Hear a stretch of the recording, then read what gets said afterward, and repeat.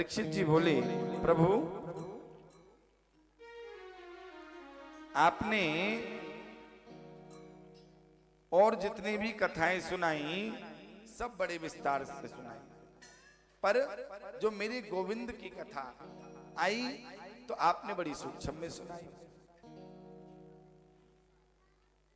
इसको भी आप विस्तार से सुनाइए, क्योंकि जिनकी कथाओं को सुन सुन करके मैं बड़ा हुआ, जिनके दर्शन की लालसा, जिनका दर्शन मैंने गर्भ में ही कर लिया, आप उनकी कथा मुझे विस्तार से सुनाइए।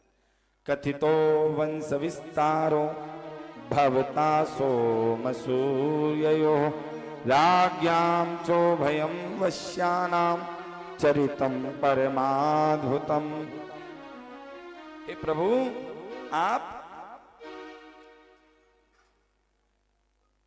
भगवान श्री कृष्ण की कथा को विस्तार पूर्वक सुनाइए, समस्त लीलाओं का वर्णन करिए। जब श्री सुखदेव जी बोले, ठीक है तो सुनो।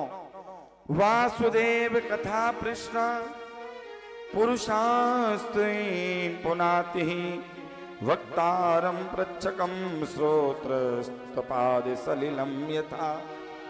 हे राजन, कृष्ण भगवान की कथा गंगा जी की तरह वक्ता, श्रोता और प्रष्टा तीनों को पवित्र करती है। हे राजन, मधुपुरी मथुरा के राजा उग्रसेन थे। आहुक पुत्र उग्रसेन की पत्नी का नाम पवन रेखा था। बगीचे में घूम रही थी, तभी वहां पर कालनेमी नाम का दैत्य आया और बलात् उसके साथ में एकांत में देख करके समागम किया। पवन रेखा बोली, बोली पति ऐसा नहीं कीजे, दिन रति किए पुण्य सब चीजें। लेकिन वह नहीं माना, और जब वह अपने वास्तविक रूप में आया तो पवन रेखा ने शाप देना चाहा। तो वह बोला कि तुम मुझे शाप मत दो, तुम्हारे जो उदर में संतान आई है यह विश्व विजयी है, परम प्रतापी है। पवन रेखा ने प्रतापी पुत्र होने की लोभ से इस बात को छुपा लिया और सब सखियों के पास साथ जाकर के महल को लौटाई। जब उस पुत्र का जन्म हुआ तो वह बड़ा, ब्राह्मणों से जब पूछा तो सबने बताया, तो रात्रि में ही कांस के पूरे में बांध करके यमुना नदी में बहा दिया। वही नारद जी को मिला, कांस के पूरे में बंधा मिला, इसलिए उसका नाम कंस रख दिया। और पटेश्वर में वसुदेव जी के पिताजी ने उसका लालन पालन किया। जब वह युवा हुआ तो नारद जी ने आकर के कहा कि तुम्हारा राज्य ये नहीं है, तुम तो मथुरा के युवराज हो, जाओ और जाकर अपना राज्य ले लो। उग्रसेन के पास कंस आया, आकर के मथुरा का राज्य ले लिया और अपनी बहन देवकी का विवाह वसुदेव जी के साथ में तय कर दिया। वसुदेव जी कंस के मित्र थे और विवाह जब कर दिया तो प्रेम इतना करता था कि मैं तुम्हें स्वयं विदा करने के लिए चलूंगा। रथ पर बैठ करके जब विदा करने के लिए जा रहा था, सुखदेव जी कहते हैं, राजन, आकाशवाणी हुई और कहा कि हे कंस, तो जिस बहन देवकी को छोड़ने जा रहा है, इसी के उदर से जो संतान होगी वह तेरा काल होगी। ये सब सुन करके भयभीत हो गया और अपनी देवकी बहन को ही मारने को तैयार हो गया।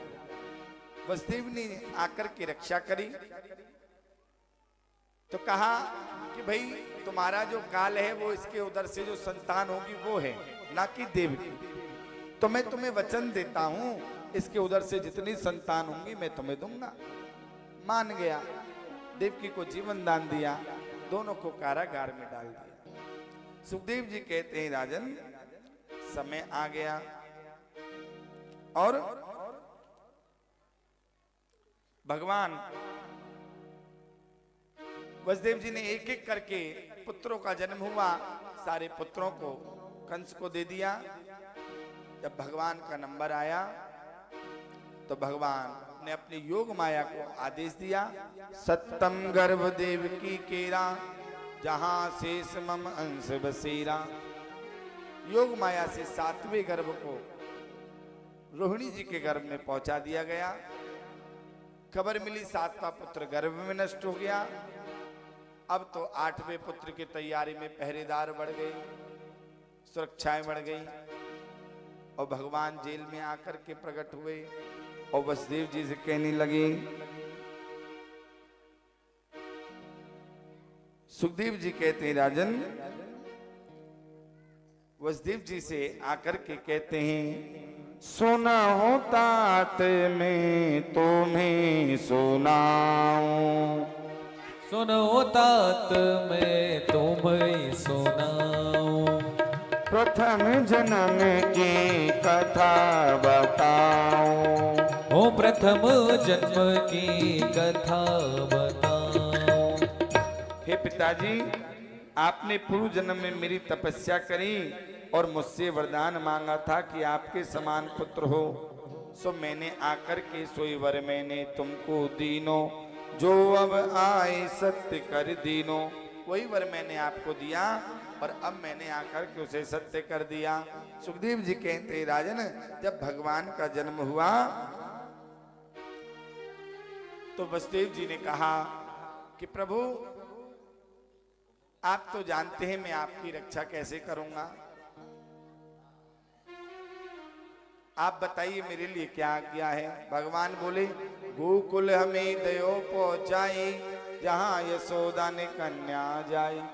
आप हमें गोकुल पहुंचा दो जहां यशोदा जी ने कन्या को जन्म दिया है।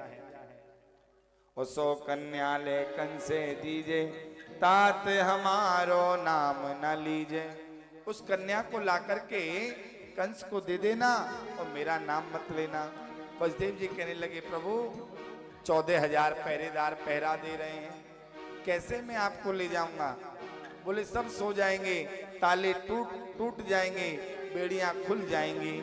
सुखदेव जी कहते हैं कि भादो मास पक्ष अंधियारा, भादो मास पक्ष अंधियारा, नक्षत्र रोहिणी दिन बुधवारा, नक्षत्र रोहिणी दिन बुधवारा, तिथि अष्टमी रैन अंधियारा, तिथि अष्टमी रैन अंधियारा, झिम झिम बरसत मेघ अपारा, रिम झिम बरसत मेघ अपारा।